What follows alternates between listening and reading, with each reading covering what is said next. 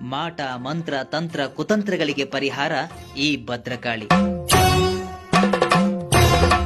ಜೈ ಭುವನೇಶ್ವರಿ. ಈ ದೇವಸ್ಥಾನ ಯಾವುದು ಗೊತ್ತಾ? ರಾಜ್ಯದ ಮೂಲೆ ಮೂಲೆಯಿಂದ ಜನ ಈ ದೇವಸ್ಥಾನಕ್ಕೆ ಯಾಕೆ ಬರ್ತಾರೆ ಅಂತ ಗೊತ್ತಾ? ದೇವಸ್ಥಾನದಲ್ಲಿರುವ ಶಕ್ತಿ ಅಮ್ಮ ಬಂದ ಭಕ್ತರಿಗೆ ವಾಗ್ದಾನ ಕೊಡ್ತಾರೆ. ಅವರ ಮನಸ್ಸಿನಲ್ಲಿರುವ ಪ್ರಶ್ನೆಗಳಿಗೆ ಸ್ವತಃ ತಾಯಿನೇ ಪರಿಹಾರ ನೀಡ್ತಾರೆ.